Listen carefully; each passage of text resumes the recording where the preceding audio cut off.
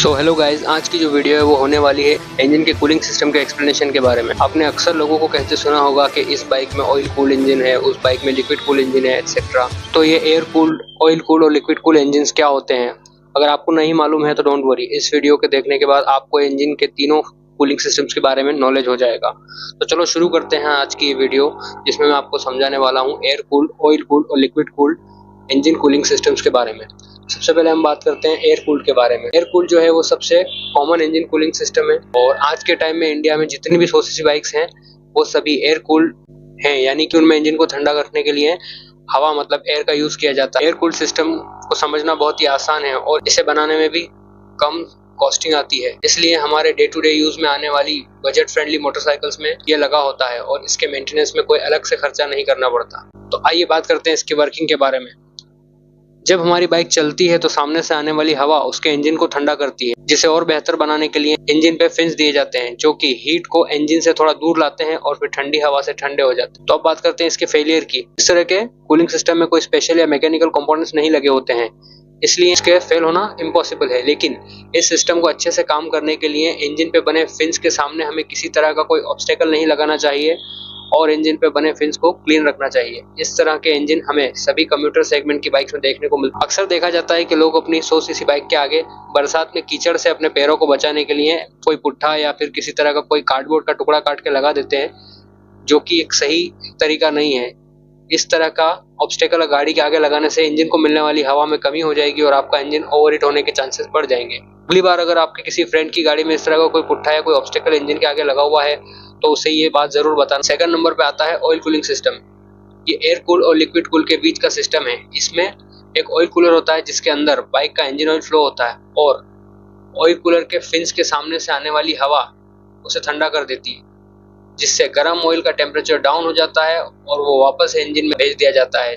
इस तरह के इंजन पे फिन्स भी बने होते हैं जो सामने से आने वाली एयर से इंजन के हेड को ठंडा रखते हैं। आपको पता ही होगा कि ऑयल की विस्कोसिटी ओवरहीट होने से कम होने लगती है और अगर विस्कोसिटी कम हो जाएगी तो ऑयल लुब्रिकेशन देने में फेल हो जाएगा, जिससे हमारे इंजन के कंपोनेंट्स आपस में घिस के खराब हो सकते हैं। इसलिए इस तरह के कूलिंग सिस्टम का यूज किया जाता है जो ऑयल के टेम्परेचर को एक लिमिट से ज्यादा बढ़ने नहीं देता और उसे मेंटेन रखता है।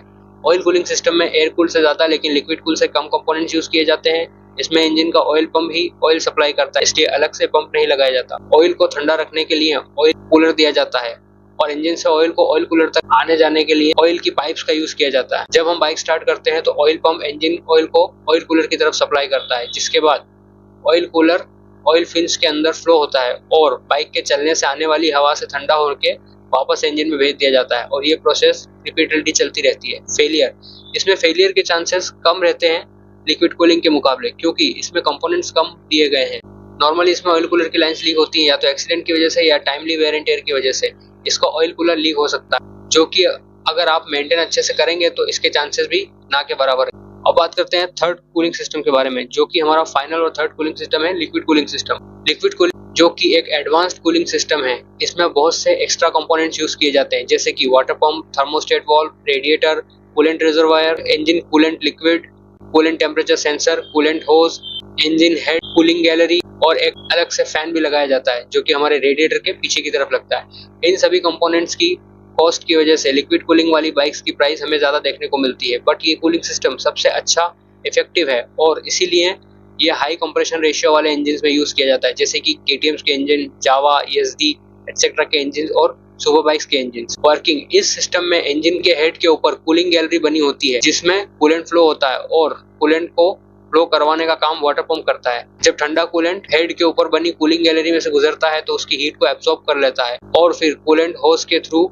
रेडिएटर में चला जाता है, जहाँ पे बने फिन्स में गुजरने वाली हवा इंजन से आए गर्म कूलेंट को ठंडा करके वापस इंजन की कूलिंग गैलरी में भेज देती है और ये प्रोसेस चलती रहती है। इसी प्रोसेस को इफेक्टिव बनाने के लिए रेडिएटर के पीछे एक फैन लगाया जाता है जो कि हवा को इस तरह से अपने अंदर खींचता है कि वो रेडिएटर की फिन्स के थ्रू पास होती है और बाइक को स्लो स्पीड में चलाने पर भी इंजन का टेम्परेचर कम करने का काम करती है। तो इसी वजह से लिक्विड कूलिंग सिस्टम बाकी दोनों कूलिंग सिस्टम से ज्यादा बेहतर माना जाता है, क्योंकि बाकी दोनों कूलिंग सिस्टम को काम करने के लिए बाइक का स्पीड से चलाया जाना जरूरी है, बट लिक्विड कूलिंग में फैन खुद हवा को खींचता है ये कूलिंग सिस्टम तीनों में से सबसे ज़्यादा एक्सपेंसिव है और हाई मेंटेनेंस भी, क्योंकि कूलिंग सिस्टम को इफेक्टिव बनाए रखने के लिए टाइम टू टाइम इसका कूलेंट चेंज करते रहना पड़ता है। फेलियर की बात करें, ज़्यादा कंपोनेंट्स होने से इसके फेलियर के चांस भी ज़्यादा हैं, क्योंकि वक्त के साथ इसमें वाटर पम्प डैमेज हो जाता है, कभी कभी कूलेंट की होज लीक हो जाती है, बाइक गिरने या एक्सीडेंट में रेडिएटर टूटने पर कूलिंग सिस्टम फेल हो जाता है। गाइस, ये थी आज की वीडियो जिसमें मैंने अच्छे से तीनों कूलिंग सिस्टम्स को समझा दिया है। अगर आपको ये वीडियो से रिलेटेड कोई भी डाउट है या कोई क्वेश्चन है तो आप नीचे मुझे कमेंट में पूछ सकते हैं, मैं डेफिनेटली आपका रिप्लाई करूंगा। अगर आप पहली बार मेरे चैनल पे आए हैं तो मेरे चैनल को सब्सक्राइब कर देना और बेल नोटिफिकेशन दबा देना, क्योंकि इस तरह की इन्फॉर्मेटिव वीडियोस मैं लाता रहता हूँ। और अगर आपको वीडियो पसंद आई तो एक थम्स अप लाइक देके जाना। ठीक है गाइस, मिलते हैं फिर किसी और वीडियो में।